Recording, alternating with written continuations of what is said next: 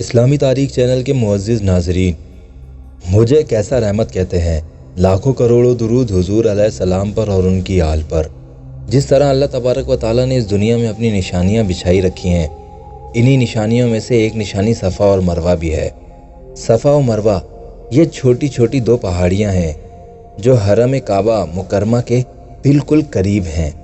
اور آج کل تو بلند عمارتوں اور اونچی سڑکوں اور یہ دونوں پہاڑوں کے درمیان چھت بن جانے اور تعمیرات کے رد و بدل سے دونوں پہاڑیاں برائے نام ہی کچھ بلندی رکھتی ہیں۔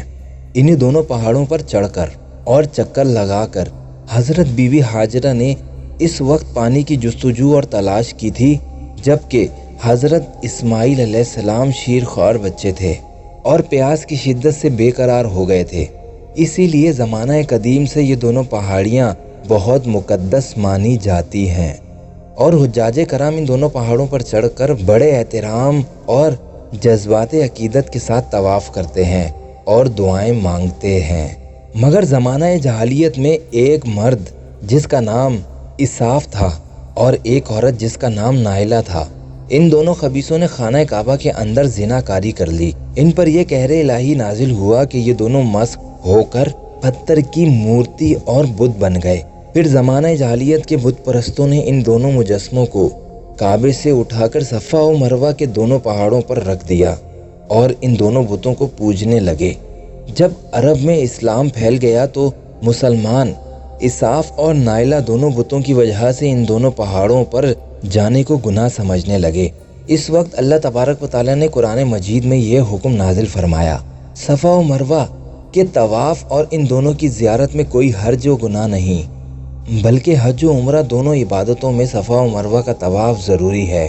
فتح مکہ کے دن حضور نبی اکرم صلی اللہ تعالیٰ علیہ وآلہ وسلم نے ان دونوں پہاڑوں پر سے اساف اور نائلہ دونوں بتوں کو توڑ پھوڑ کر نیست و نابود کروا دیا۔ حسب دستور سابقہ مقدس و معظم قرار دے کر ان دونوں کا طواف حج اور عمرہ میں ضروری قرار دے دیا گیا۔ چنانچہ قرآن پاک میں اللہ تبارک و تعالیٰ یوں ارشاد فرماتا ہے، بے شک صفا و مروہ اللہ کے دین کی نشانیوں میں سے ہے، تو جو اس گھر کا حج یا عمرہ کرے اس پہ کچھ گناہ نہیں کہ ان دونوں کا طواف کرے، اور جو کوئی اپنی طرف سے اچھی بات کرے تو اللہ نیکی کا صلہ دینے والا اور سب کی خبر رکھنے والا ہے۔ صفا و مروہ دونوں پہاڑوں پر حضرت ہاجرہ نے دوڑ کر پانی کی تلاش کی تو ایک نبی یعنی حضرت ابراہیم علیہ السلام کی بیوی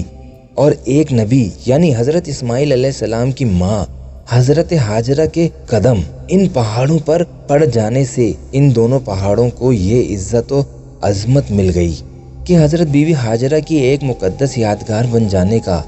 ان دونوں پہاڑوں کو اعزاز شرف مل گیا،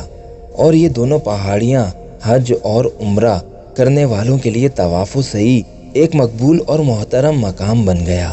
اس سے یہ ہدایت کا سبق ملتا ہے کہ اللہ والوں اور اللہ والیوں سے اگر کسی جگہ کو کوئی خاص تعلق حاصل ہو جائے تو وہ جگہ بہت معزز و معظم بن جاتی ہے، اور ہر مسلمان کے لیے وہ جگہ قابل تعظیم و لائق احترام ہو جاتی ہے۔ اس کی وجہ اس کے سوا اور کیا ہو سکتی ہے کہ یہ دونوں پہاڑیاں ایک اللہ والی ہی کی ایک مبارک جد و جہد کی یادگار ہے۔ اس پر گنبد خضرا اور اولیاء اللہ کے روزوں اور ان حضرات کی عبادت گاہوں اور دوسرے مقدس مقامات کو قیاس کر لینا چاہیے کہ یہ سب مقدس مقامات خدا کی نسبت و تعلق کی وجہ سے معزز و معظم احترام کے قابل ہیں، اور ان سب جگہوں کی تعظیم و توقیر خداوند قدوس کی خوشنودی کا باعث اور ان سب مقامات کی بے ادبی، تحقیر، قہر قہار و عذاب و جبار کا سبب ہے۔ لہٰذا ان لوگوں کو جو گنبد خضرا اور مقابر اولیاء کے بے ادبی کرتے ہیں اور ان کو منہدم اور مسمار کرنے کا پلان بناتے رہتے ہیں، غور کرنا چاہیے کہ ان کو ختم کرنے کے بجائے ان خلائق کے ستاروں سے ہدایت کی روشنی حاصل کرنی چاہیے۔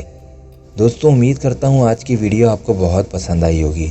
اس ویڈیو کو ضرور اپنے دوستوں کے ساتھ شیئر کریں۔ دوبارہ ملاقات ہوگی ایک نئی ویڈیو کے ساتھ۔ السلام علیکم۔